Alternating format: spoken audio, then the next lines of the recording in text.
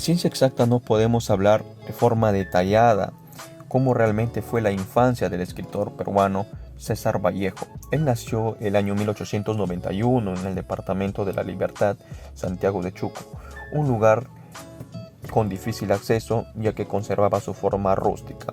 Asimismo, el lugar estaba rodeado por indígenas del lenguaje quechua. El poeta era el Benjamín de la familia y muy querido por los lugareños. Sus progenitores eran hijos de curas españoles. Por otra parte, la familia comenta que Vallejo de pequeño solía robarse los panes del horno para comérselos a escondidas, dejando señales en la tierra con el fin de llamar la atención de su madre y así le diese de comer un poco, ya que tenía mucha hambre. El interés por las letras despertaría en él entre el año 1905 y 1908 en el colegio de Huamanchuco. Hablar de su infancia no basta para sentirse orgullosos de esta familia tan acogedora. Son el claro ejemplo del calor hogareño que hoy en día se ha perdido. Creció dentro de un linaje familiar lleno de valores, que entre ellos se destaca el respeto y la solidaridad.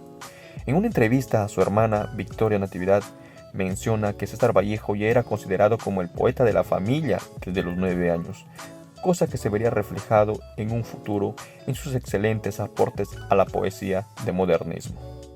Acerca de la vida universitaria de nuestro poeta peruano, podemos hablar de lo valioso que fue la instrucción y enseñanza para Vallejo, como hechos para su vida y alcanzar fortaleciendo más sus habilidades como bate y escritor. Siendo alumno de la Universidad Nacional de Trujillo, durante el primer año de estudio literario en 1913, fue descrito como un excelente estudiante, ganando todos los premios. En su segundo año de literatura se completó en 1914. Vallejo continuó sus estudios en la Facultad de Derecho y la Facultad de Ciencias Políticas en la Universidad Nacional de Trujillo. En los primeros 3 años de sus estudios jurídicos realizados en 1915 hasta 1917, su valor osciló entre 18 y 17. Desafortunadamente, no alcanzó a ser el abogado que imaginó. Muchas situaciones han cambiado su estilo de vida. Sabemos que César Vallejo demostró interés en sus estudios desde muy joven, obteniendo siempre premios por ser un estudiante muy destacado y brillante a su vez. En su época, de todos los centros educativos a donde él iba, siempre dejaba una huella de lo sobresaliente que llegó a ser, siendo hasta ahora uno de los más recordados. Además, después de graduarse de la escuela secundaria en 1908, Vallejo decidió no solo ser estudiante universitario, sino a su vez ser un maestro y poder compartir conocimientos a los demás, como lo hizo en un colegio en Huánuco, desempeñando durante varios años también en la Plaza de Armas de Trujillo, yendo más adelante a laborar como maestro en Lima. Cuando César Vallejo viaja a España en los primeros años, sufre de muchas dificultades económicas debido a que se encontraba en una situación muy adversa.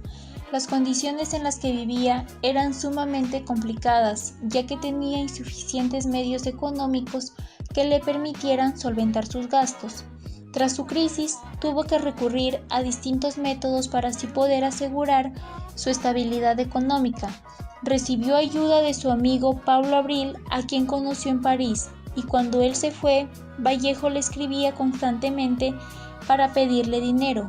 Pablo Abril, a pedido de Vallejo, hizo gestiones para conseguir una beca que una institución regalaba a un alumno hispanoamericano.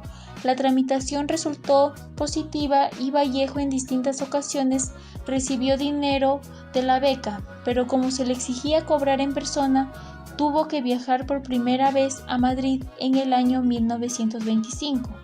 Debido a que estas sumas no eran suficientes, tuvo que realizar diferentes trabajos en la capital francesa, al mismo tiempo que realizaba aportaciones a diarios y revistas de su país. Por otra parte, el poeta de Trilce no hizo público alguno de sus nuevos poemas en los 15 años de vida en Europa, pero jamás dejó de escribirlos, y la prueba de ello está en que el siguiente año que fallece su cónyuge Georgette, con la ayuda del historiador peruano Raúl Porras Barnechea, logró publicar un poema póstumo que llevaba por título Poemas Humanos. En la actualidad, con esto de la COVID-19, muchas personas se han ideado un sinnúmero de cosas para poder sobrevivir a la cuarentena. Por ello, crearon el delivery en el ámbito de repartición de comida. Gracias a ello, muchos más siguen ideando cómo sacar adelante su propio negocio y nuevos proyectos. A estas personas se les llama emprendedores, porque a pesar de esta situación crítica que estamos viviendo, tratan de buscar soluciones de acuerdo a su entorno. Y se identifican mayormente por sus habilidades para crear, perfeccionar y precisamente hacer cosas diferentes para poder embellecer lo auténtico. Además, son competentes a la hora de poner a prueba su intelecto en ciertas composturas del medio que les rodea, y esto les va a permitir enfocar gran parte de su tiempo en la búsqueda de nuevos retos, es decir, pueden llegar a transformar sus sueños propios en algo maravilloso e increíble, llamado eficacia creativa. Pero para llegar a ser un emprendedor no es fácil, porque en el transcurso del camino nos vamos a encontrar con muchos obstáculos que nos va a impedir llegar a emprender.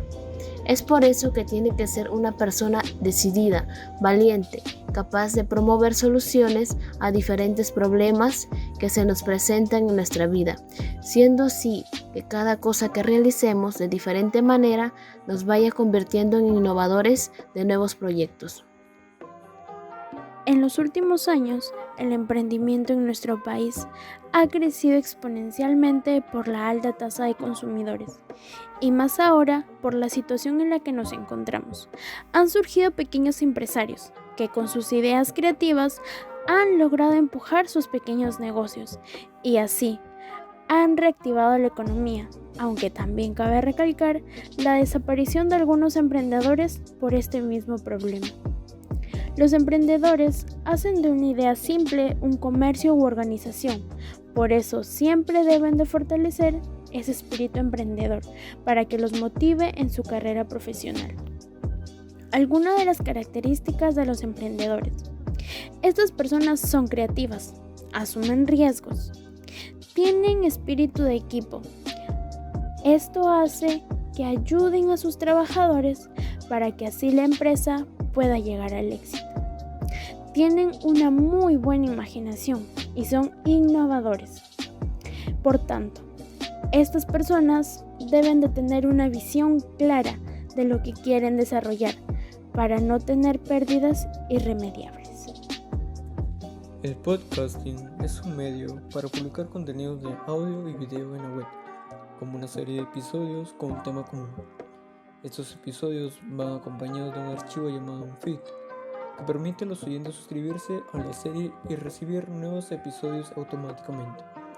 Algunas personas utilizan el término podcast para referirse a cualquier distribución de contenidos de audio y video contenido en la web, pero técnicamente hablando el modelo de alimentación y suscripción de archivos es lo que diferencia el podcasting de la simple publicación de archivos en la web. La creación de un podcast es similar, para contenido que se publica con regularidad como las revisiones semanales de los deberes. Los pasos iniciales para crear un podcast merecen valer la pena porque ahorran a los estudiantes esfuerzo a largo plazo. Pero para contenido que solo se publicará unas pocas veces durante el semestre, probablemente tienen más sentido publicar simplemente los archivos en el sitio web del curso, sin el esfuerzo adicional de configurar el feed y hacer que los estudiantes se suscriban. Hay 3 categorías generales de actividades y equipos implicados en podcasting: producción de archivos, publicación del podcast y entrega y reproducción. El podcast y la comunicación.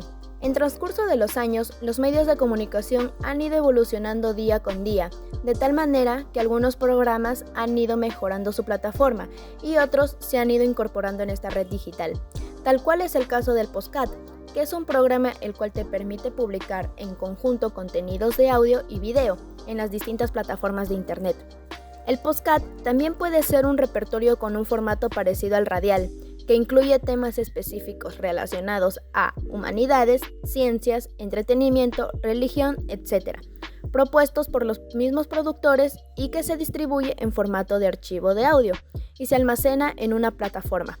Un podcast también es un programa que almacena sistemas de audio como Spotify, iBooks, Apple Podcast, Spreaker, etc. Para entender la presencia de este programa, debemos tener en cuenta el proceso evolutivo que tuvo en este medio digital. Según García, identifica 5 fases en este proceso, que son la fase predigital, la llegada de la radio a la web, el desarrollo de la digital radio, el aumento de la interactividad y la sindicación. La primera etapa abarca los años 2004 y 2005. En esta etapa nacen grupos pequeños de audio. Para este entonces no existían aplicaciones para abordar el podcast. Por lo tanto, los creadores abordan programas como webs o blogs propios. La segunda etapa se da en los años 2006 al 2010. En esta etapa se lleva a cabo la primera jornada de podcasting en Estados Unidos. La mayoría de habitantes eran mayores de edad y empiezan a utilizar este programa. La tercera etapa abarca los años 2010 al 2015.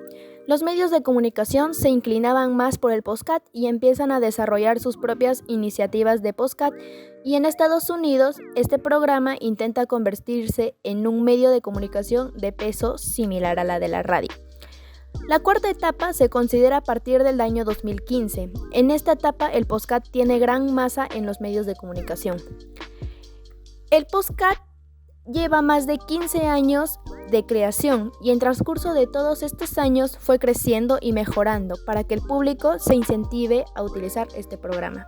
En cuanto a la importancia del podcast, te brindaré algunos aspectos a tomar en consideración por el cual este medio de informar ya es acogido a nivel mundial por muchos usuarios.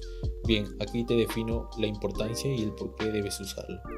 Es muy importante en cuanto a su estrategia de contenidos, ya que es un formato mucho más fácil, accesible, de captar más el interés del público.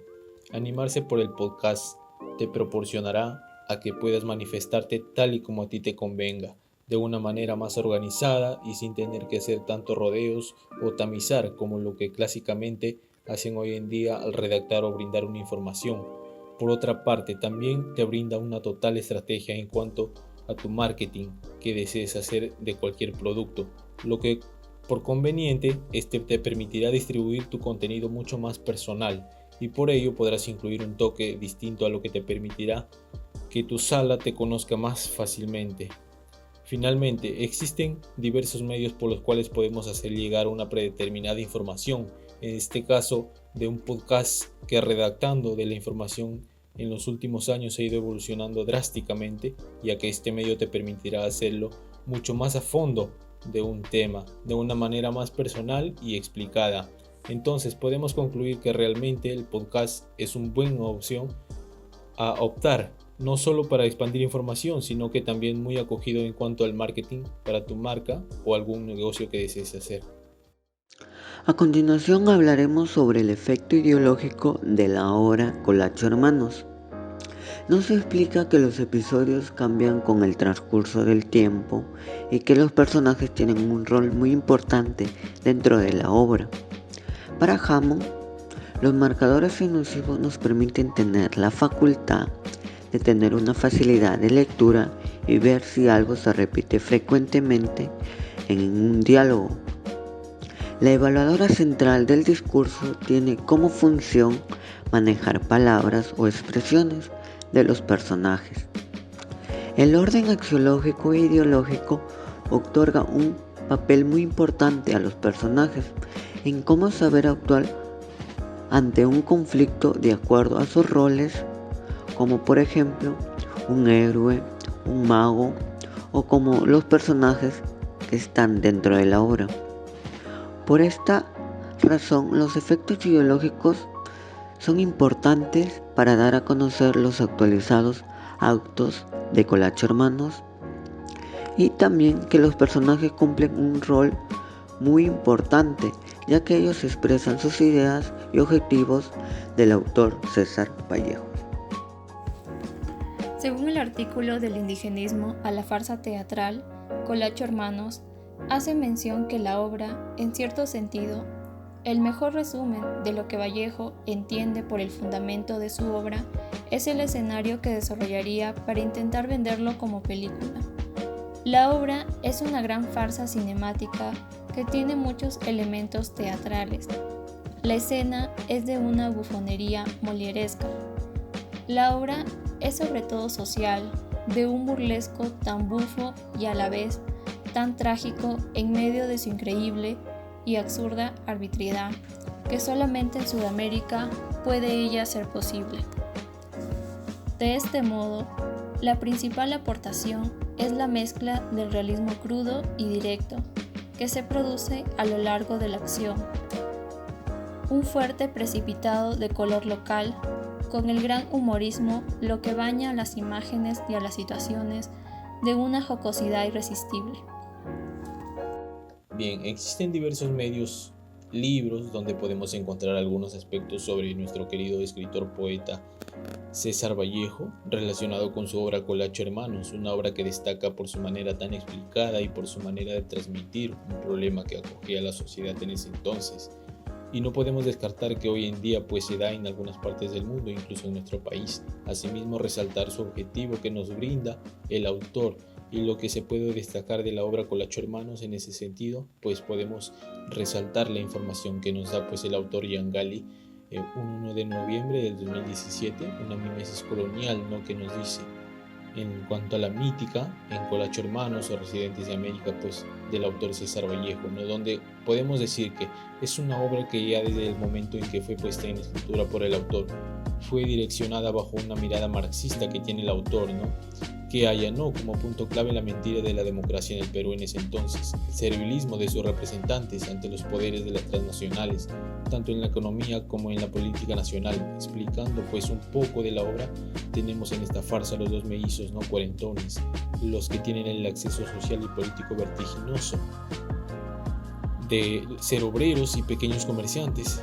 en la pequeña aldea andina, ¿no?, pasan a administrar pues en un proceso de terciarización para contactar y contratar a los indígenas obreros por la minería aurífera del Perú. También entra en detalle, pues resaltemos cuando el autor en su última obra acierta aposeóticamente con esta obra Colacho Hermanos, aunque pues en algunas obras no lo consiguió, pero en esta obra sí fue muy acogida por el público, ya que se trata de un problema social y que el autor resaltaba mucho, ¿no?, en ese entonces, ¿no? En análisis de la obra, los primeros actos está representado por Kennedy, un norteamericano acriollado. Kennedy es un hábil gerente minero que ordena su autoridad económica imperial por arriba de la autoridad política local, tanto que en la obra él es quien tiene la capacidad o atributo de conceder, por medio de su apoyo económico o el de diputado regional, de Cortes e inclusive como lo hace con Mordel Colacho. Simultáneamente al proceso de ascenso económico de los hermanos Colacho, se observa su ascenso como líderes políticos, que si bien está asignada por el original miedo de Mordel, dictadura del imperio que va programando la ocupación de sitios de gestión, se sostiene, como ya se observó, en su quiero mimético de tener y manipular los objetos de los patrones. Acidal, un cañazo 38 grados, especial para... ¿En qué trabajan ustedes? Mozo tercero, somos taita pastores. Acidal, precisamente, mi cañazo es un cañazo especial para pastores. Los animales, sobre todo los bueyes, en los rodeos de San Pedro y San Pablo, vienen a su pastor por el olor de mi cañazo. Con este cañazo no hay oveja que se pierda, ni puerco que lo roben. Un viejo campesino, quitándose el sombrero, entra tímidamente. Alabado sea Dios, taita. Acidal, entra. ¿Qué se te ofrece? Pasa. El viejo Acidal, perdóname, pues taita, que te moleste. Acidal, ¿qué quieres que te venda? El viejo con un retazo de papel en azul en la mano. Para que me digas por cuál de los patrones he votado para diputado. Desde bien de mañana que di mi voto a los taitas de la plaza. Ando por las calles rogando que me digan por cuál de los patrones he votado. Acidal, a ver, este papel que te han dado los taitas de la plaza, ¿en ese que tú tienes ahí? El viejo, sí taita, ¿cómo no sé leer?